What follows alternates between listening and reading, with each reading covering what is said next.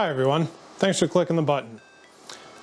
Earlier this year, my in-laws had a black walnut tree cut down on their property, and unfortunately they had it cut up into logs before I could tell them that I'd like to get it sawn up into lumber.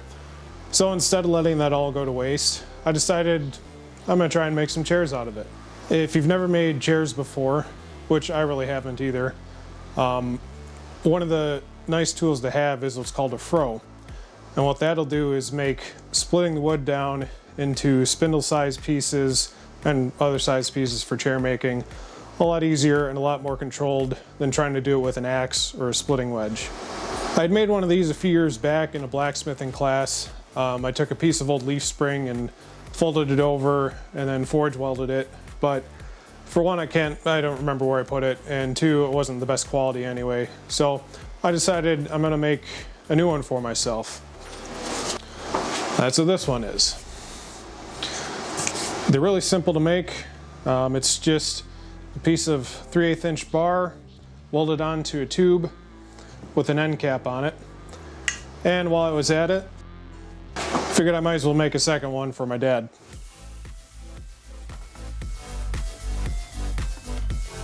So for the steel, the blade is 3/8 of an inch thick by 1.5 inches wide by 12 inches long.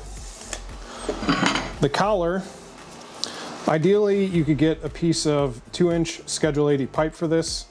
However, from what I understand, a lot of steel suppliers don't normally carry that. So what this is a piece of 2-inch DIN steel tube with a 1/4 inch wall thickness. It's a little bit more pricey because this is a much more precise product than your normal steel pipe. So I had to pay a bit more for it, unfortunately, but it is what it is. And then the end cap, that was just a piece of 3/16 inch thick plate that I had left over from another project. This style is what's called a Langsner style froe, developed by Drew Langsner. Lee Nielsen has them on sale, but seeing as I have a welder and the means to do it, I thought I'd just make them myself instead of paying for it. Anyway, that's enough talk. If you want to see how I made these, stick around. I bought twice as much material as I needed for one tool, as I planned on making two. So first I have to cut these pieces in half.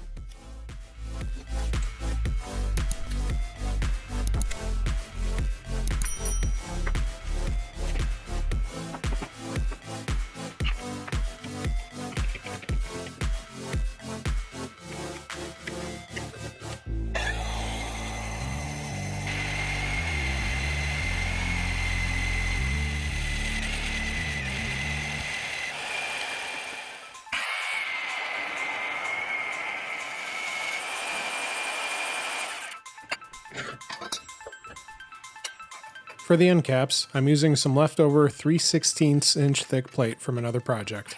These are getting cut to the approximate size of the tube.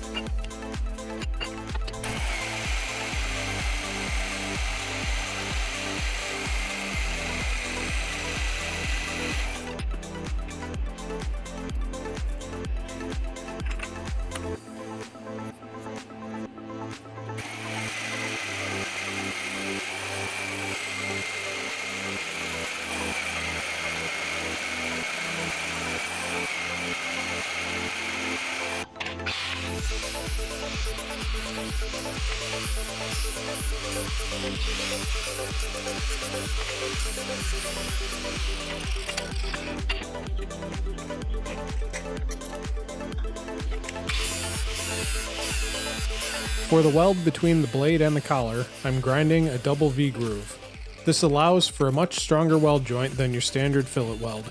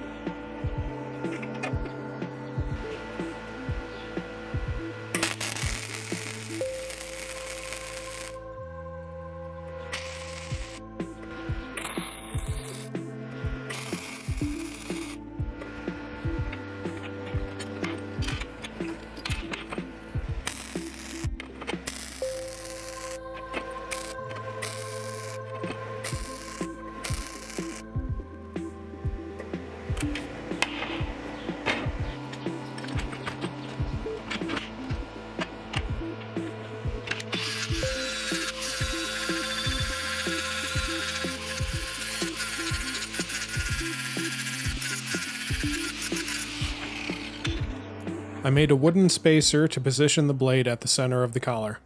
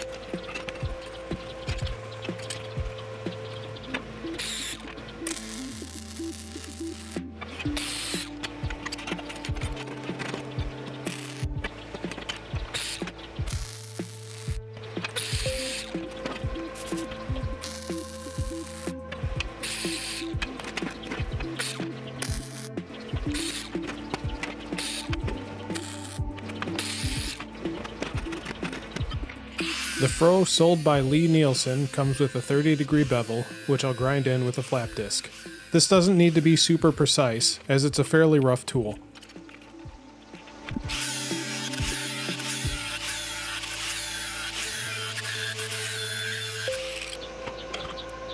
For those wondering, with a 3/8 inch thick blade, the bevel should extend about 0.7 inches from the bottom.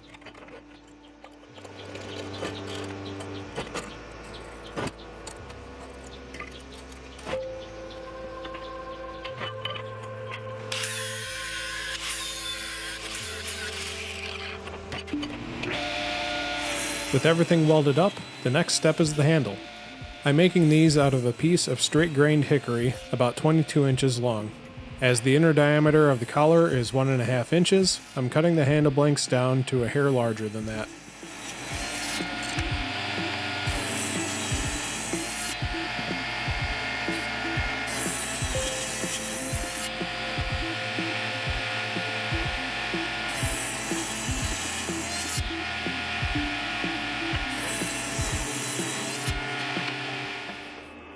Since I don't have a lathe, I'm going to cut these into octagons and then round them with a combination of hand planes, a rasp, and sandpaper.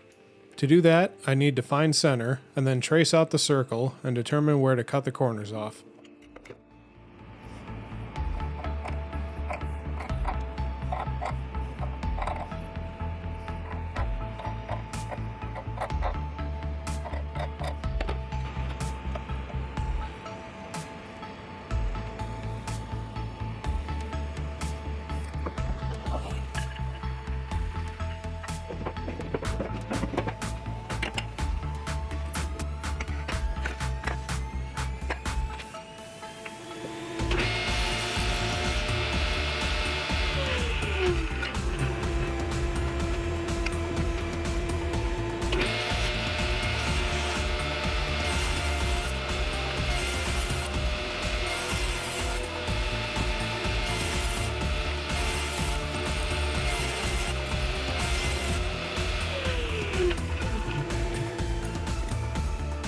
To keep the handles in the head, they need a leg screw.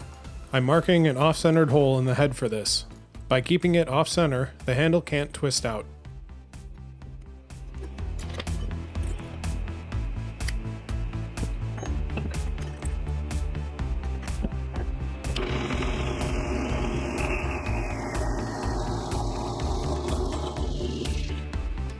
Then a quick deburring of the holes.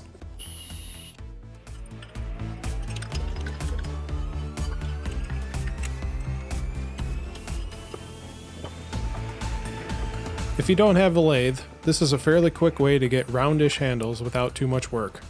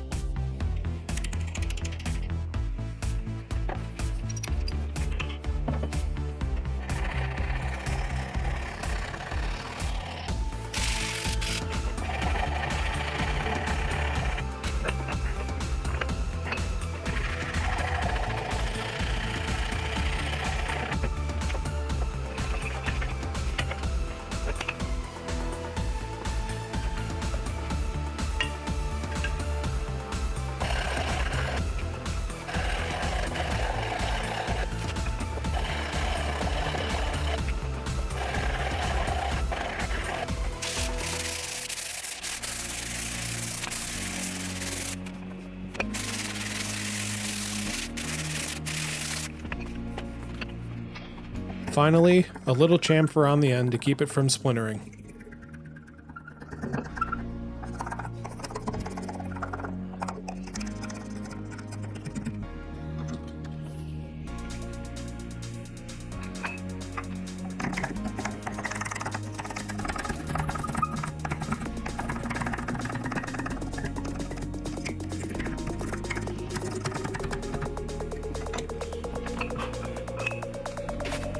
Before painting, I masked off the bevel since this will get beaten up anyway and paint won't last long.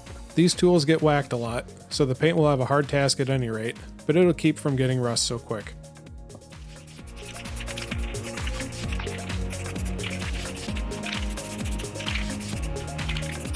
Boiled linseed oil is my choice for tool handles.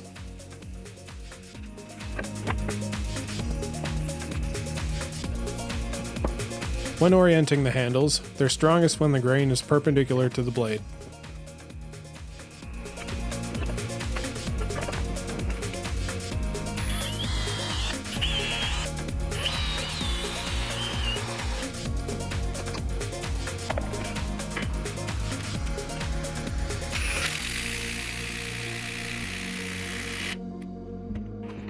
Now that the tool's complete, time to try it out.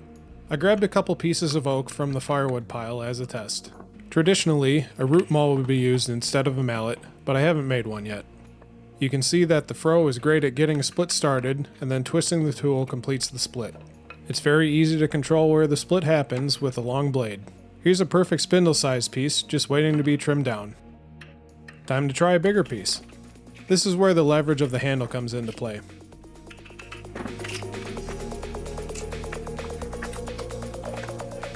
I'm glad I found the time to make one of these, and I'm really looking forward to using it in future green woodworking projects. If you're interested in building your own, I have the parts list below in the description. Thanks for following along with this one. As always, don't forget to like and subscribe, and I'll see you next time.